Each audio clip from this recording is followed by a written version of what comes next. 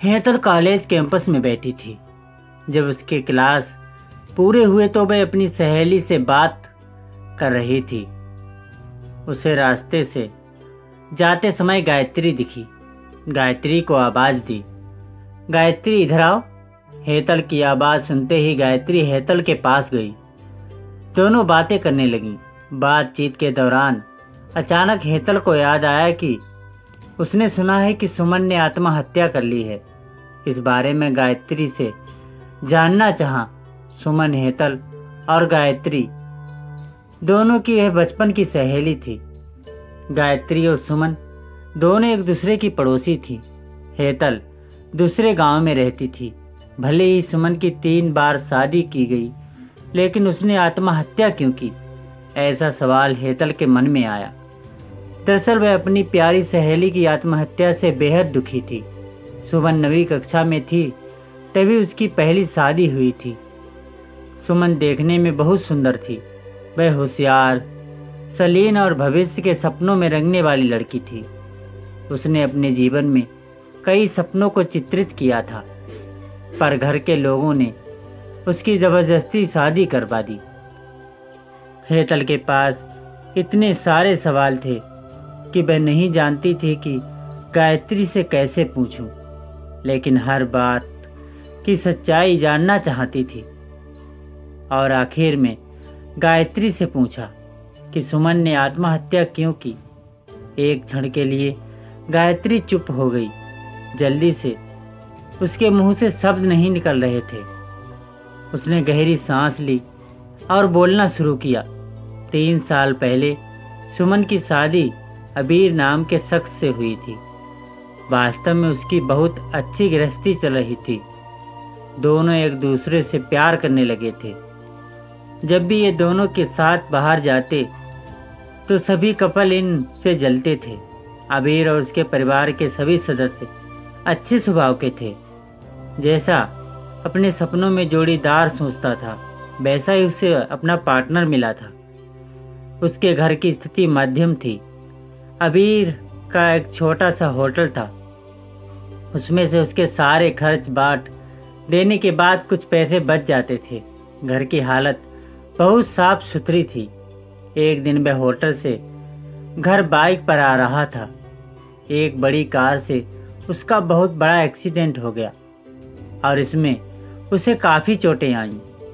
हादसे के बाद उसे अस्पताल ले जाया गया, लेकिन सिर में गंभीर चोट लगने के कारण इलाज के दौरान उसकी मौत हो गई। सुमन को बहुत दुख हुआ, लेकिन उसके ससुराल वालों को गलतफहमी थी कि अबीर की दुर्घटना सुमन की वजह से हुई है। अब सुगनी है, ऐसा उनको लगता था। उनमें से कोई भी उसे समझ नहीं पाया। अबीर के जाने के बाद कुछ दिनों के भीतर ही सुमन को घर से दिया गया। उसे घर से बाहर निकालने के बाद वह मायके आ गई और कुछ दिन मायके में ही रही। लेकिन आसपास पड़ोसियों में चर्चा हो गई तो उसके माता पिता फिर से उसके लिए रिश्ता ढूंढने लग गए। जब वह बाहर निकलती तो लोग हमेशा उसे ताने मारते थे। इस वजह से सभी बहुत परेशान हुए। ऐसे में उन्होंने जल्दी में अमोल से शादी करवा दी। अमोल बहुत बुरा आदमी था, दारू पीता था, कुछ काम धंधा नहीं करता, चोरी करता, मारपीट करता। उसका रोजाना यही काम था। इस सब से सुमन को बहुत दुख होता था, पर वह कुछ नहीं कर सकती थी। एक बार एक रात को वह देर से आया और जल्दी में घर में कुछ ढूंढने लगा। सुमन ने उससे पूछा, पर उसने कुछ भी नहीं बोला। उसे जो चीज़ चाहिए थी वह उसे मिली नहीं। इस वजह से वह वहाँ से बाहर चला गया। सुमन रात भर उसकी राह देखती रही, पर वह आया नहीं। दूसरे दिन पुलिस को उसका मृतदेह रास्ते के किनारे पड़ा हुआ मिला। उसका चाकू से किसी ने खून किया था। ये खबर सुमन को पता चली तो उस पर दुख का पहाड़ टूट पड़ा। कुछ दिनों तक वह अपनी ससुराल में रही, लेकिन बाद में ससुराल वालों ने उसे प्रताड़ित करना शुरू कर दिया। इस वजह से सुमन वापस मायके आ गई। घर आकर कुछ दिन ऐसे ही बीत गए। हर दिन आ रहा था और जा रहा था, लेकिन सुमन की स्थिति वही थी। उसकी तरफ देखा नहीं जा रहा था। उसका परिवार उसकी स्थिति को सहन नहीं कर सके, इसीलिए उन्होंने उसकी वापस शादी करने का फैसला किया। उसके लिए रिश्ता ढूंढने लगे। उसके रिश्तेदारों में गौतम नाम का लड़का था। उसकी पहले से ही एक बार शादी हो चुकी थी और गौतम ने सुमन से शादी करवा दी गई। सुमन बहुत खुश थी। शादी हुई और कुछ महीनों बाद उसे मालूम हुआ कि गौतम को कैंसर है, ब्लड कैंसर। इस बात का पता चलते ही उसके हंसते खेलते हुए चेहरे पर फिर से दुख की लहर दौड़ गई। लेकिन उसने हिम्मत से इन सब का सामना करने का फैसला किया। 5 महीने तक अपने पति की सेवा की। आखिरकार 5 महीने बाद उसके पति की मौत हो गई। इस दुख से बहुत तंग आ चुकी थी। कुछ दिन बीत गए, लेकिन बाद में ससुराल वालों ने उसकी जिम्मेदारी लेने से इनकार कर दिया। उसे घर से निकाल दिया।